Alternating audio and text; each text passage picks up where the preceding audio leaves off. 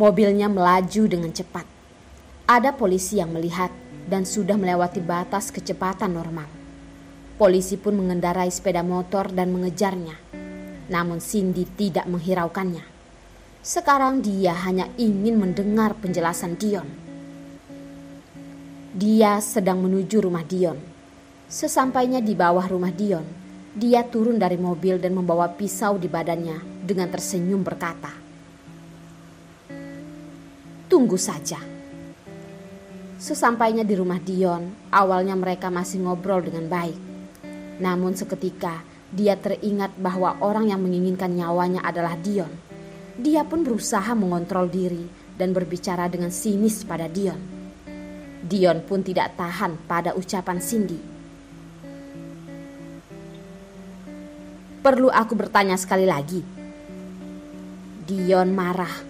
Dia ingin mengerti perasaan Cindy.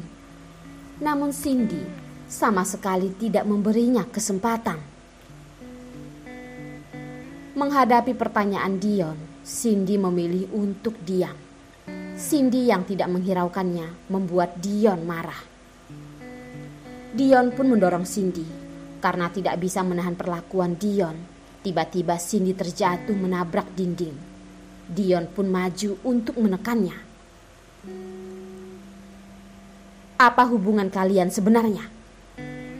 Dion bertanya lagi. "Sama seperti yang kamu bayangkan." Cindy tetap tidak ingin mengatakannya. Dia tidak tahu mengapa Dion tiba-tiba menanyakan tentang hubungannya dengan Hendra. Namun, dia merasa ini bukanlah hal baik. Dia sangat kecewa terhadap kelakuan Dion. "Hah? Seperti yang aku bayangkan? Naik keranjang? Jangan-jangan ini adalah anak kalian ya?" Dion berkata. Mendengar ucapannya, membuat Cindy pun langsung menamparnya dengan marah berkata, "Tutup mulut anjingmu itu." "Aku mulut anjing? Hah?" Dion berkata. Dia sama sekali tidak peduli dengan tamparan itu. Dia hanya peduli pada hati Cindy. "Lepaskan aku." Cindy memberontak. "Aku hanya ingin kamu memberitahuku hubungan kalian."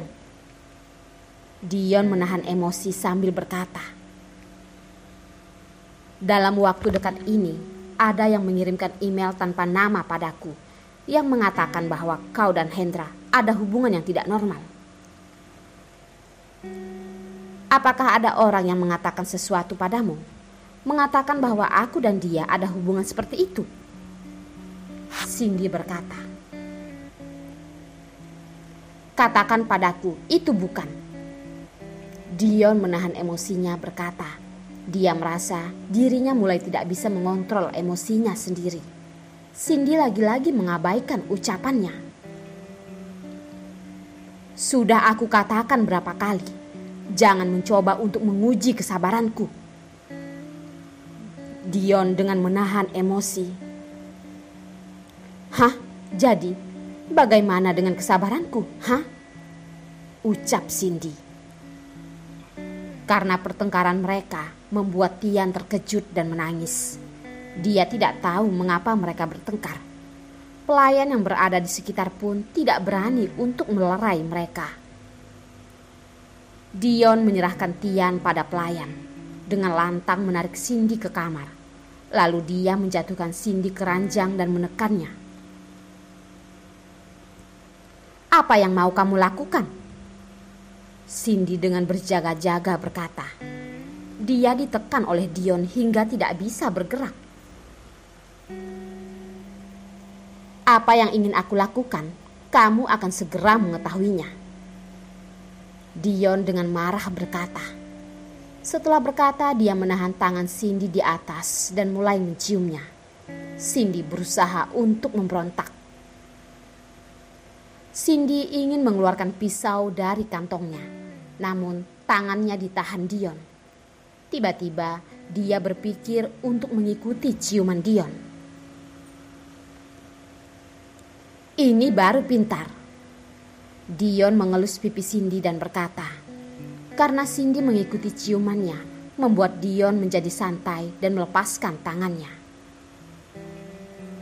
Dion pun tidak selantang tadi dan menjadi lembut, lalu berkata, katakan padaku. Tidak mungkin. Cindy masih mempertahankan sikapnya. Dion mengelus pipi Cindy sambil menaikkan poninya. Melihat ada luka yang dibungkus membuatnya mengerutkan dahi berkata,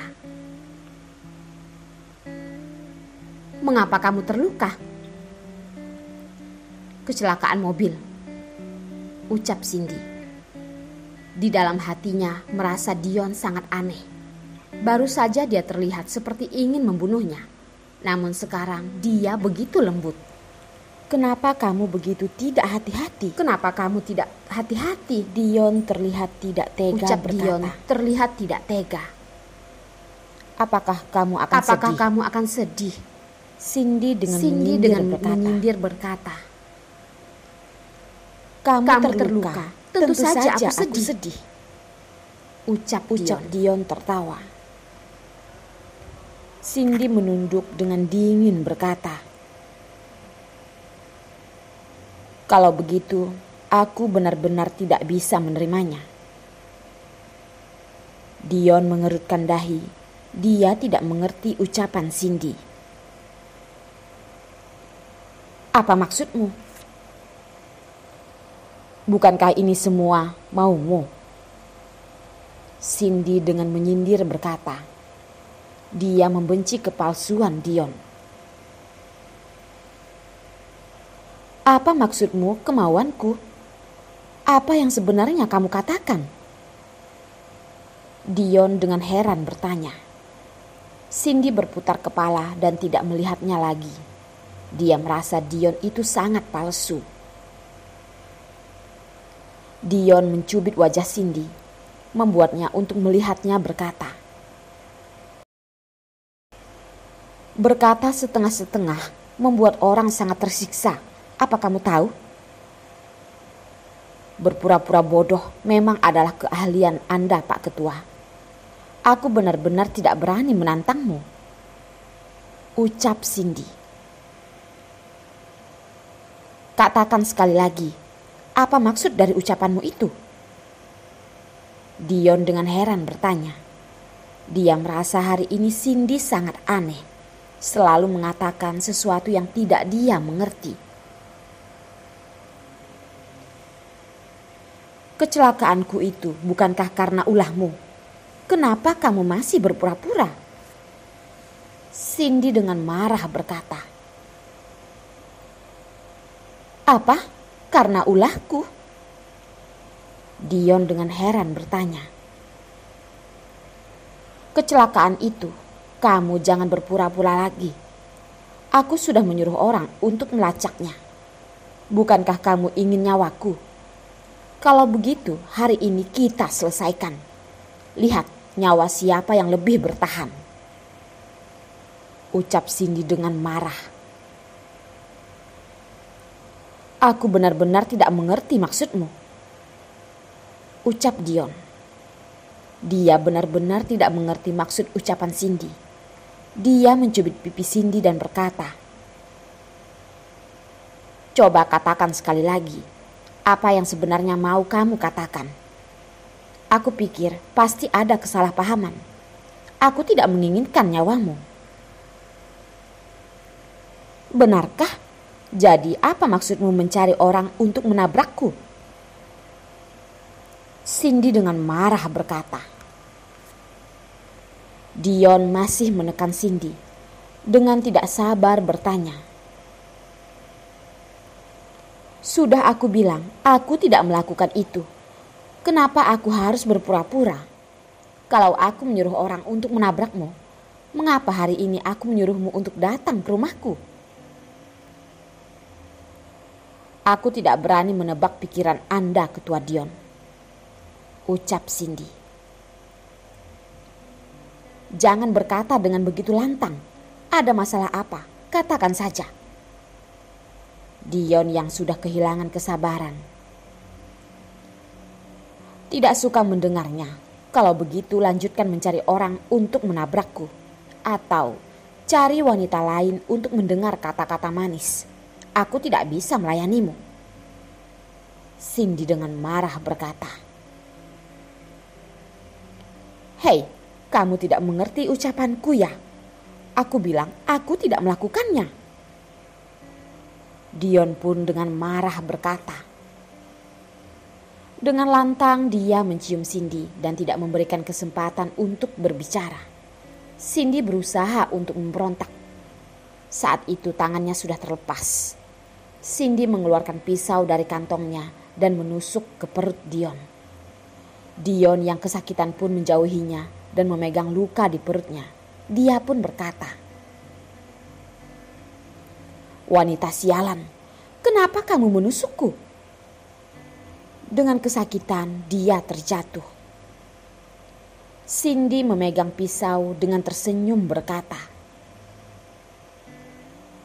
apakah terasa sangat mirip? Saat itu aku melukaimu terlalu ringan. Sekarang aku kembalikan semua.